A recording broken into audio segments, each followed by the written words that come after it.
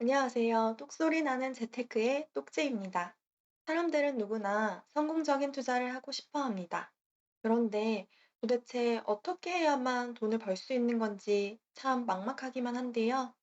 누구는 요즘 핫한 2차 전지로 몇백 프로 수익을 냈다고 하는데 이 좋은 장에 나만 수익을 못 내는 것 같고 괜히 우울하기도 하죠. 한편으론 투자라는 게 조금 두렵기도 합니다. 돈을 벌려고 하는 건데 오히려 잃을 수도 있으니까요. 나름대로 공부를 한다고는 하는데 뭐가 뭔지 감도 잘 안 오고 누가 딱 집어서 어디 투자하라고 얘기해 줬으면 하는 마음이 크시죠? 제가 오늘 이 부분에 대해서 시원하게 해결해 드리겠습니다. 누구나 쉽고 단순하게 또 안정적으로 돈을 벌 수 있는 방법은 바로 미국 인덱스 펀드 투자입니다. 그중에서도 S&P 500 지수를 추종하는 ETF에 투자하는 것인데요. 여기까지만 보시면 에이, 결국 주식에 투자하라는 거잖아 하실 수 있어요.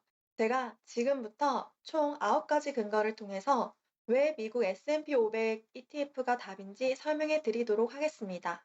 오늘 제 영상을 끝까지 보신다면 더욱 확신이 드실 거예요.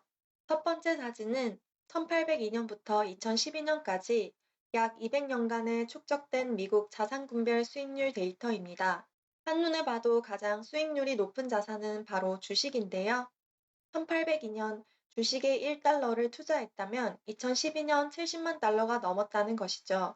2012년까지의 각 자산별 연수익률을 계산해 보면 주식은 6.6%, 장기국채는 3.6%, 단기국채는 2.7%, 금은 0.7%, 미국 달러는 마이너스 1.4%입니다.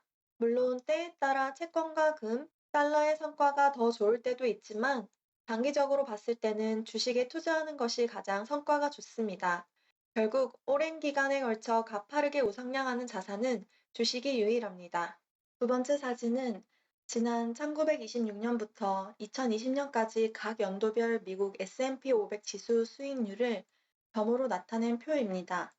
가운데 0% 선을 기준으로 해당 연도에 상승했다면 상단에 점을 찍고 하락했다면 하단에 점을 찍어서 표시했는데요. 딱 보기에도 상단에 분포된 점들이 더 많죠. 역사적으로 주가가 하락한 연도보다 상승했던 연도가 3배 이상 더 많습니다. 세 번째 사진은 1926년도부터 기간별 불장과 배어장을 나타낸 자료입니다. 참고로 불장은 가파르게 올라가는 상승장을 의미하고요. 배어장은 주가가 하락하는 약세장을 의미합니다. 자료를 보시면 하락장의 경우 짧으면 3개월 혹은 6개월 정도 지속되었고요. 아무리 길어도 3년을 넘긴 적이 없습니다. 반면 상승장의 경우 짧아도 3년, 5년 이상 지속되었고요. 길면 15년 이상 이어지기도 했습니다. 여기서 우리가 생각해 볼 수 있는 점은 역사적으로 하락장보다 상승장이 훨씬 길었기 때문에 장기적으로 미국 주식에 투자한다면 높은 수익률을 기대해 볼 수 있다는 것입니다. 실제로 S&P 500 지수에 5년 이상 투자할 경우 수익이 날 확률은 80% 이상, 10년은 88% 이상, 20년은 100%에 달하는 수준까지 확률이 올라갑니다. 네 번째 사진은 1870년도부터 2020년까지 역대급으로 증시가 폭락했던 사건들을 표시한 자료인데요. 물론 역사적으로 크고 작은 위기들은 셀 수 없이 많았습니다. 1929년 경제 대공황, 2000년 닷컴 버블, 2008년 금융위기, 2020년 코로나 등 증시가 20% 이상 크게 폭락했던 적이 꽤 있었죠.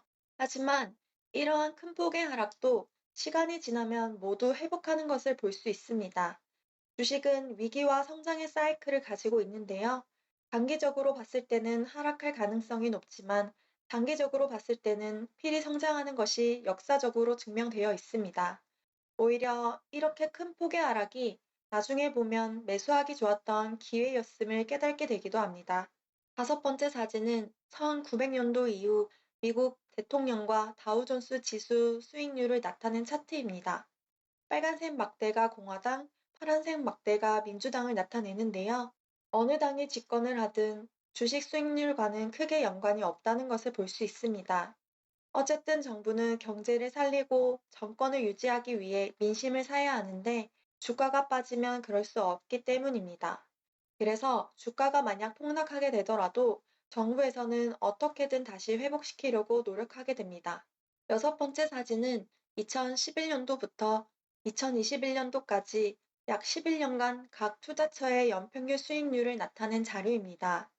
많은 분들이 부동산 투자와 주식 투자를 고민하고 계실 텐데요. 미국 주식 연평균 수익률은 13.3%, 미국 부동산 연평균 수익률은 10.8%로 주식의 수익률이 더 높았습니다. 게다가 올해 대세 상승장의 수익률이 포함되지 않은 데이터이기 때문에 최근 수익률은 더 큰 차이가 난다고 보시면 됩니다. 일곱 번째 사진은 주요 국가별 주식시장 수익률 비교 사진입니다. 미국에 상장되어 있는 각 나라별 대표 지수의 ETF로 비교해 보았는데요. 이 사진을 통해서 많은 나라 중 왜 하필 미국에 투자하라고 하는 것인지 한 번에 이해가 되셨으리라고 봅니다. 한때 주목을 받았던 중국도 미국 증시에는 한참 못 미치는 성과를 보여주고 있습니다. 또한 미국은 전 세계 주식 시장의 약 60%에 달하는 가장 큰 규모를 차지하고 있는데요. 미국이 세계 패권을 쥐고 있는 이상 앞으로도 경제는 미국 중심으로 돌아갈 확률이 크다고 생각합니다. 여덟 번째 사진은 제가 앞서 말씀드린 S&P 500 지수에 포함된 상위 10개 기업 리스트입니다. 전체 500개 기업 중 상위 10개 기업이 약 30%의 비중을 차지하고 있습니다. 이 중 가장 많은 비중을 차지하고 있는 종목은 애플입니다. 다음으로 마이크로소프트, 아마존, 엔비디아, 테슬라, 구글, 메타 등이 있습니다. 혹시 여기서 모르는 기업이 있으신가요? 전 세계를 끌고 가고 있는 빅테크 기업이다 보니 주가 상승률도 어마어마합니다. 애플의 경우 몇 년 전에도 주가가 너무 비싸다는 고평가 논란이 있었지만 사상 최대 신고가를 계속 경신하고 있습니다. 또한 S&P 500 ETF는 기술, 금융, 건강, 에너지, 소비재 등 다양한 섹터에 골고루 분산 투자되다 보니 하락장에도 주가 방어력이 좋은 편입니다. 아홉 번째 사진은 S&P 500 지수와 전문 투자자들의 평균 투자 수익률을 비교한 차트입니다.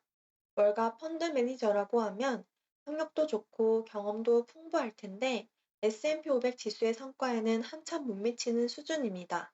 투자의 대가 워렌 버핏도 와이프를 위한 유언장에 본인이 주거든 인덱스 펀드에 남은 자산 90% 이상을 투자하라는 말을 남겨 화제가 되기도 했습니다.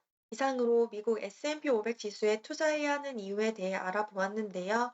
저도 실제로 제 투자 자산의 80% 이상을 인덱스 펀드로 가져가고 있습니다. 우선 가장 좋은 점은 알아서 리밸런싱이 되기 때문에 따로 관리할 필요가 전혀 없습니다. 또한 세계적으로 유명한 기업들에 골고루 분산 투자되기 때문에 개별 주식에 비해 상대적으로 리스크도 낮은 편입니다. 개인적으로 장기 투자를 하려면 투자함에 있어 스트레스를 받거나 불안감이 올라오면 안 된다고 생각하는데요. 제가 인덱스 펀드 투자를 시작한 이후로 주가가 떨어지면 더 담을 수 있어서 좋고 올라가면 오른 대로 또 좋기 때문에 주식 시세에 크게 연연하지 않게 되었습니다. 개인 투자자들이 투자로 성공하는 방법은 시간과 복리를 이용하는 것인데요. 이를 가장 잘 활용할 수 있는 방법은 바로 미국 S&P 500 지수에 투자하는 것입니다. 물론 과거의 성과가 미래에도 보장된다고 장담할 순 없지만 세계가 망하지 않는 이상 주식시장은 계속될 것이고 변동폭은 존재할지언정 결국에는 장기적으로 우상향할 것이라고 생각합니다. 매달 꾸준히 적립식으로 장기 투자하다 보면 분명 먼 훗날 좋은 결과가 있을 테니 어디에 투자해야 할지 고민이시라면 미국 인덱스 펀드 투자도 고려해 보시길 바랍니다. 그럼 앞으로도 유익한 내용으로 찾아뵙겠습니다. 끝까지 시청해 주셔서 감사합니다. 오늘 내용 도움 되셨다면 구독과 좋아요 부탁드립니다.